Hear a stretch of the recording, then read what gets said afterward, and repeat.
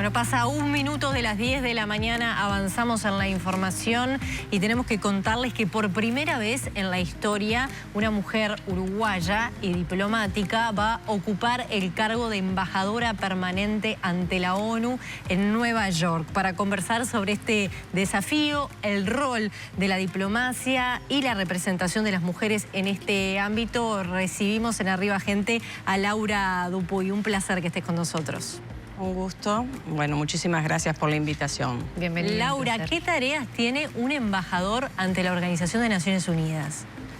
Bueno, como todo embajador, embajadora, representamos al país y defendemos los intereses y obviamente en el caso de la ONU, que es el foro representativo por excelencia, donde están todos los estados representados,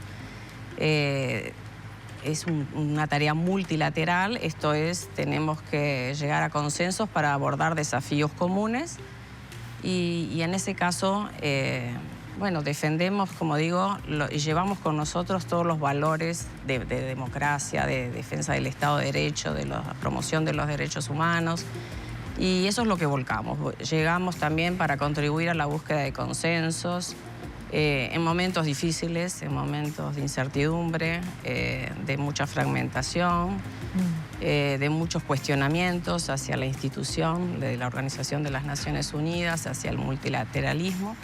Pero Uruguay, como país pequeño, obviamente confía y entiende, apuesta a ese multilateralismo robusto.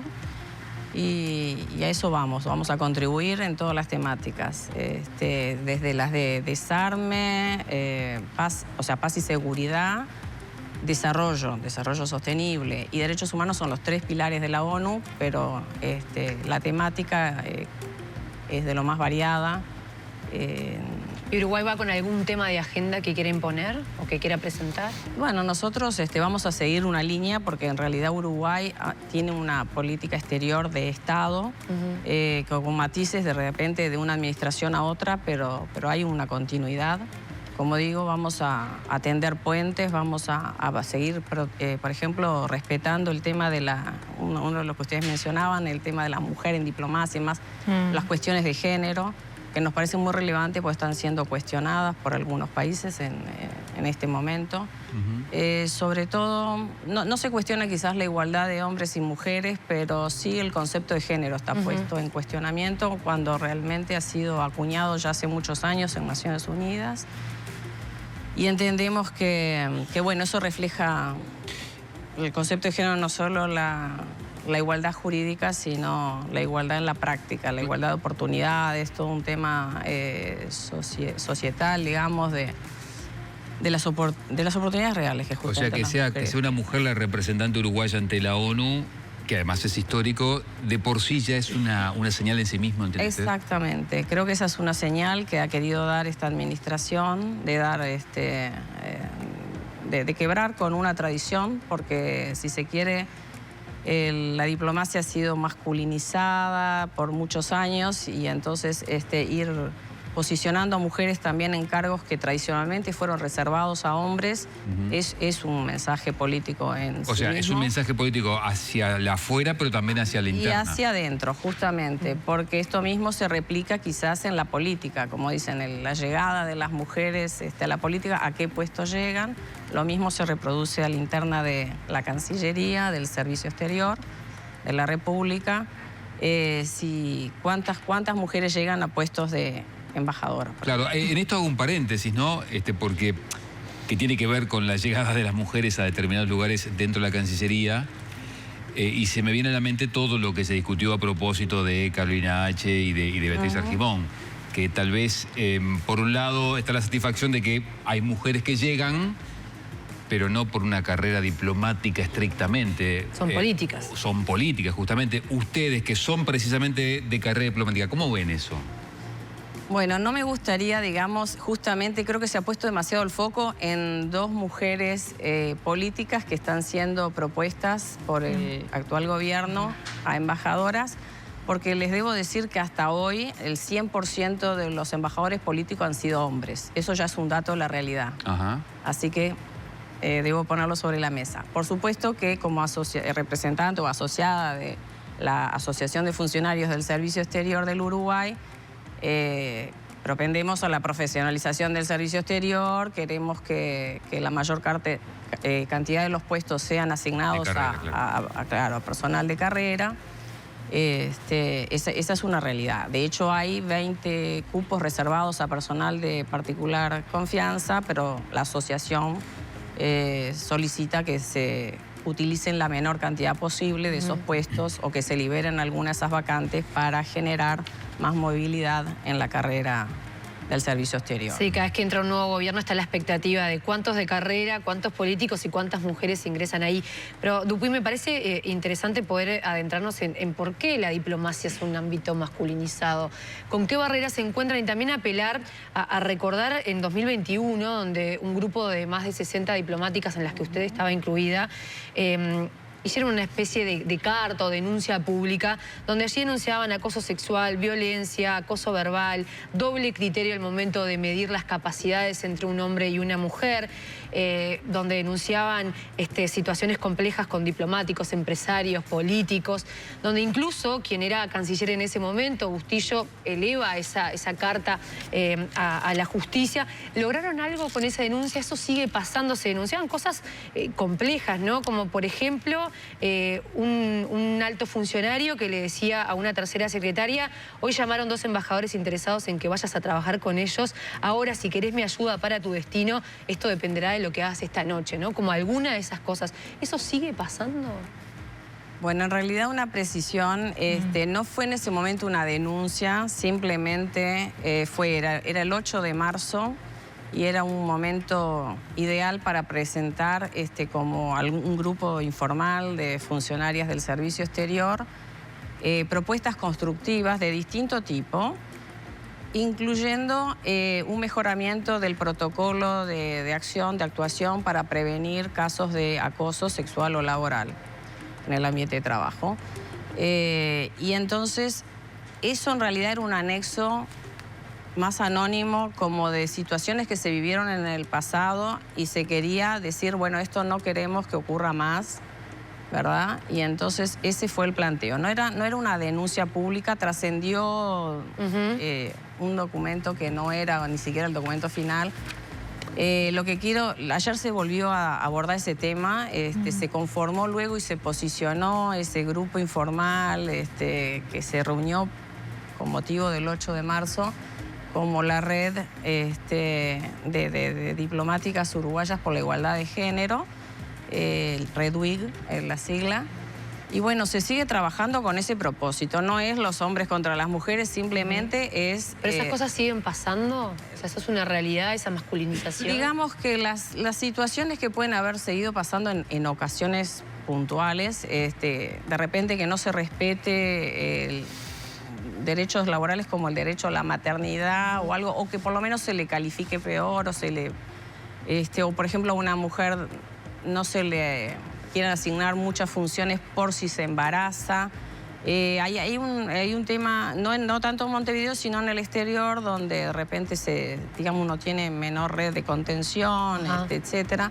Entonces puede haber situaciones de cómo se visualiza a la mujer, si de repente se identifica que esa mujer puede ser la embajadora o, como decían ayer, se dan vuelta para buscar dónde está el embajador, porque no entienden que puede haber una mujer ese rol. embajadora. En la mente, digamos, es un preconcepto social, por eso son cosas que a veces no es una discriminación abierta, pero sí es un sesgo inconsciente que la gente tiene. Si las mujeres pueden llegar, pueden ser. Si uno visualiza que la mujer puede ser ministro o ministra, bueno, o como puede ser presidenta de la República, lo mismo. Eso sigue ocurriendo. O sea, en Uruguay no tenemos en la actualidad ninguna discriminación jurídica, pero evidentemente esta igualdad de oportunidades. En el acoso yo debo decir que se sigue trabajando el tema de prevenir el acoso y hay mucho por hacer todavía. Hay un protocolo, pero que marca más el tema de denuncias, no tanto cómo actuar para prevenir. Entonces creo que el foco ahora está puesto por allí. Debo reconocer que también en cuanto a la llegada a puestos se está tratando, ahora la administración ha propuesto algunas medidas que han sido promovidas por las mujeres justamente porque se constataba que los tribunales, tanto de ingreso como de ascenso y demás... Tenían un sesgo. Tenían una representación mayoritaria masculina y a veces con suerte había una mujer y a veces no la había. Entonces, realmente el tener una representación más paritaria también en las instancias donde hay una definición, en las instancias decisorias, es muy relevante de todo punto de vista, para tener distintas miradas, para justamente, y para que refleje lo que es el ministerio, porque el escalafón M, el servicio exterior, tiene una integración paritaria hoy por hoy, o casi, 45-54, 46-54, o sea, 46% mujeres, 54% de hombres. Este año estarán ingresando, por ejemplo, 8 terceros secretarios, secretarias, y son 4 y 4, 4 hombres, 4 mujeres. O sea, es muy paritario, pero en los últimos escalones de la carrera... Ahí cuesta llegar. Sí, está muy marcada la desigualdad, la diferencia. En el cargo presupuestal de ministro, ministra o embajador, embajadora, hay por ejemplo, en embajador tenemos de carrera, 24 hombres y 6 mujeres. O sea, un 79% de hombres, 21% de mujeres. Y en el cargo de ministro, ministra, el servicio exterior, hay 18 hombres y 11 mujeres. Mientras que ministro, consejero, ministra, consejera hacia abajo, todos los otros escalones que se puede concursar, tenemos una representación paritaria, realmente paritaria. Y eso es porque se ingresa y se asciende por concurso de oposición y mérito, y donde hay concurso las mujeres han llegado. Cuando se llega a la etapa final de la carrera, que es por designación directa por las autoridades, aún persiste esa desigualdad. Muy bien. Embajadora, en el final, brevemente, y a propósito en lo que tiene que ver su futura función allí en la ONU, Uruguay recibe mucha asistencia social para distintos programas de Naciones Unidas, que se han visto en algunos casos no comprometidas, pero sí resentidas por las determinaciones recientes de Donald Trump. ¿Usted va con algún mandado específico en este sentido? ¿Para hacer algo en este sentido en sus misiones en la ONU? A ver, oportunidades de cooperación las hay y van a seguir existiendo, pero ciertamente no solo por el lado de Estados Unidos hubo un recorte masivo, sino que también Europa está dedicando, lamentablemente, por circunstancias de la actualidad, mayor parte de su presupuesto a la defensa, lo cual le resta oportunidades a la cooperación.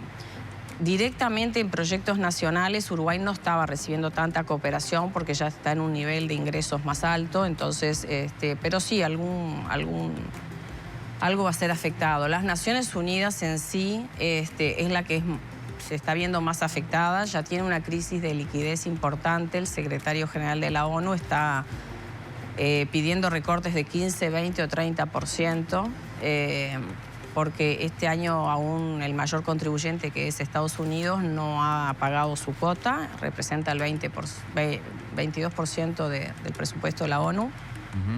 El siguiente es China, con un 20%, y está escalonando sus cuotas, o sea, hay una dificultad generalizada, o sea que va a haber que concentrar las fuerzas en conservar lo medular, rescatar Pero evidentemente mucho lo que era contribuciones voluntarias iban a lo humanitario, asistencia humanitaria y a cuestiones de desarrollo.